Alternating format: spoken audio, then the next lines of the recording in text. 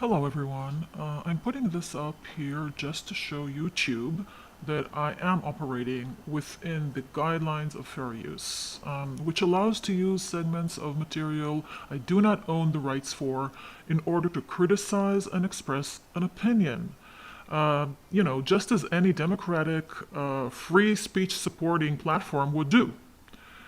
I'm not going to make any money out of this, and everything I upload here will be for the sole purpose of reviewing, critique, and expressing opinions about what's going on and what went on the full. So I have just watched the latest video by Andrea. Now I want to make clear one thing. I kind of disappeared because I had a problem. Somebody hacked my computer and I lost a lot of my material, and we're still working on retrieving it. However, I was worried when I saw that for the last 3 months, Andrea had completely stopped uploading. And that is very, very unnatural and very different to any MO she had so far. This woman said she will post every day of her life. And not uploading for 3 months, this is the first time this happened ever since they started vlogging, and that was many, many years ago. And the only reason that I was really worried was because it seemed to me that the situation in that house was getting worse and worse, and I was very worried about Raphael and his sister. So about 2 days or 3 days ago, this video shows up. Andrea is talking in this video, and I would like to analyze a few things about this video, because not only does it not calm my worries, it actually increases them. And I will explain why in this video. Normal life, but I have been in bed for the past 3 months. Right after Andrea tells us that she has been in bed, bedridden, for 3 months, couldn't leave her bed. She also says that on Abigail's birthday, she could hardly stand up. Abigail's birthday was, if I'm not mistaken, in August. Tell me if I'm mistaken, but I think it's August. So we are talking about more than 3 months. And I am worried. And why? Well, first of all, I don't have anything personal against Andrea, and I'm wondering what the hell is the situation, her health situation, that makes her stay in bed for 4 months. That's insane. Not being able to leave her bed, being bedridden completely. What is going on with her? I mean, maybe she needs, I don't know.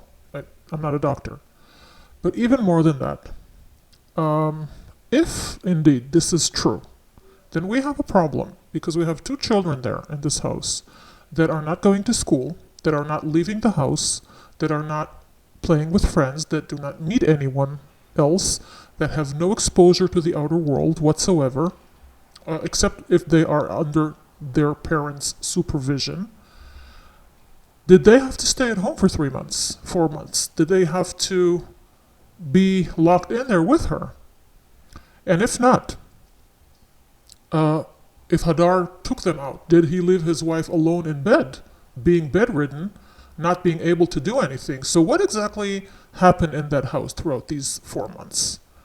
And what happened to the kids? Because if they were locked in the house for 4 months, somebody needs to intervene. If Hadar was taking them out to wherever, which I really, really doubt, she was left alone. How did that work? She is a woman that claims that she was completely bedridden for 4 months. So if that is the case, how can you leave a woman in that condition in a house alone for more than a few minutes? What if she needs you? What if something happens? So it just doesn't make sense not to ask these questions. The well-being of the children. Now, Hadar, we all hear and know that he is basically working day and night, right? He plays computer games for his living, for their living. He is the main breadwinner, especially during these 3 months, let's say.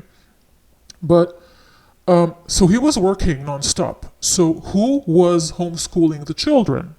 Who was making their meals? Who made sure that they are taking their showers, sleeping at the right times, doing their homework? Who helped them, especially Abigail? Abigail needs extreme help all the time with anything that has to do with learning. Who played with them? Who, you know what I mean? It's like there, it sounds like there was, again, I'm not a professional here, I'm just saying my personal opinion, and I'm just expressing my worry about neglect. What happened to these kids throughout this time? Who was there for them? And how did it work? I mean, taking into consideration that taking care of two kids, you have to have a few hours a day, more than a few hours a day, to put into that. You have to make them meals. You have to make sure they're eating. You have to homeschool them. Obviously, they're not going to schools, right? They don't see any other children. They don't communicate with anyone else. They haven't for years. They haven't communicated with anyone else for years. So these two parents are their whole world. So what happens when one of them becomes an invalid for a while and the other one is working constantly? So what happens? And yeah, I think this is a major concern. So let's move on. And then something very, like the worst thing you can go through, happened. And just as I was starting to get better, I had been better for 4 days, and like the worst thing happened. But you will see all of it unfold in the next 30 videos. So this is the part that made me really worry. And I want to say that I'm even worried about Andrea. What is going on with you? Why? I mean, okay, let me put it this way. Everyone has a different set of values and ideas about what is the worst thing that can happen to them.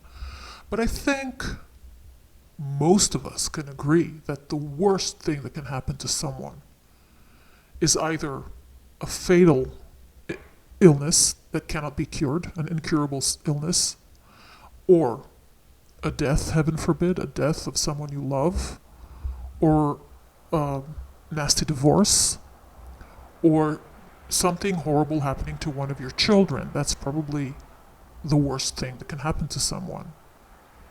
Or a parent, or something really horrible. That's probably what most of us would consider to be the worst thing in the world. So, yes, I'm worried because that includes Raphael and that includes Abigail.